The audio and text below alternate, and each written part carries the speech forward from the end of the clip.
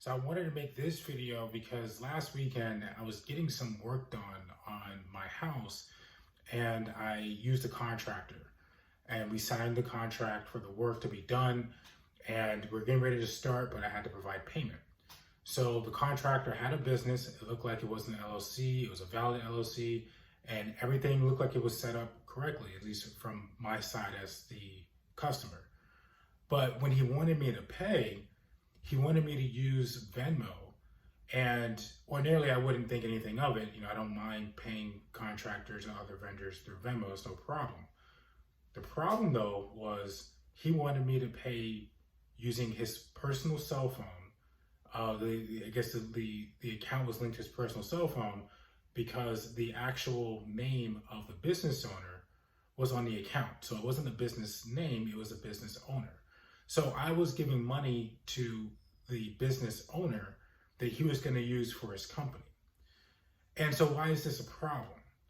When you have a business, you're more than likely starting this business hoping that it succeeds, but you're also wanting some sort of protection for your business in case anything goes wrong with the customer. And we call this liability protection. When you have a business and you're accepting payment and you're accepting money for your business, you want to make sure that this money is going into an account that the business owns. You don't want any money for your business going into an account that you own in your own individual name.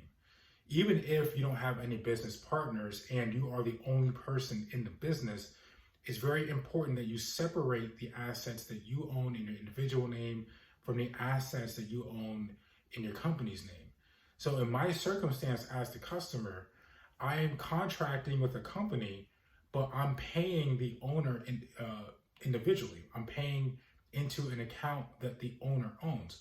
So if anything goes wrong with this project, and I'm not saying that I would want to, but if I had to actually sue the owner of a company, I wouldn't just sue the business, but I would sue the owner in their own individual name. And why would I do this? I would do this because I would allege that the owner should not get liability protection for his business because he's not treating his business as a separate entity. He's co-mingling funds. He's using the business name to attract customers. He could be providing a service, but the money that's being received for that service is going into an account that he owns in his individual name, which means that the business itself may or may not have any assets.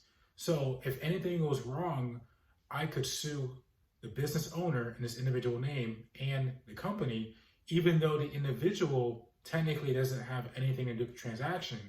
It was the company that signed the contract, but the individual is the one receiving the money. And so if I go to a court and I argue to a judge that I should be able to reach the personal assets of the business owner because the business itself may not have the money to satisfy a judgment if I actually win the lawsuit.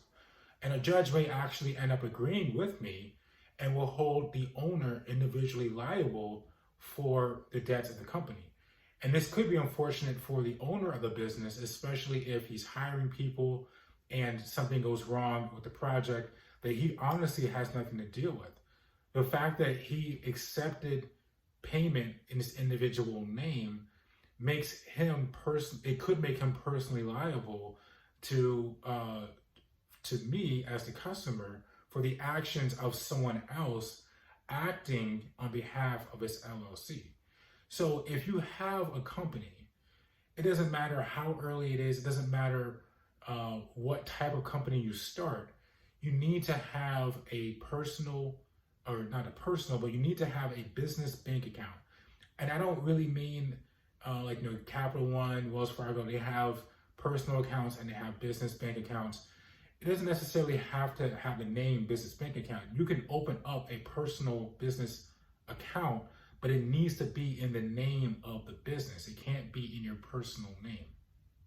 So when you have these third-party payment platforms, Venmo, PayPal, Cash App, those type of payment platforms, you're more than welcome to use them, but make sure that those payment platforms show the name of the company as the owner. I'm not too familiar with all of them, so I don't know if they give you an option. I'm not even sure if they don't. I'm not even sure if they require you to use your personal name. If they do, then this is a very big red flag. I'd be very cautious about using those type of payment platforms. But I'm going to assume that there's some way that you can open up a Venmo account and connect it to the account that you're only using for your business, and that there's a way that you can display to the customers that they're paying the business and not paying an individual in their own personal name, even if the only individual in the company is the owner. You need to have that separation between the business and the individual. That's where you get your real liability protection here. It's not just that you register a company, that you call yourself an LLC, and that you start doing business. You have to actually perform as a business and respect the line between the business itself and yourself as the individual. It's the best way to really protect yourself and avoid a situation where your personal assets can be at stake for the actions of other people acting on behalf of your business. So just one more time, and to wrap it all up, when you're starting a business and you're starting to accept money, it's a great feeling to accept that first dollar because you know you're making money and you know your business is on the path to success.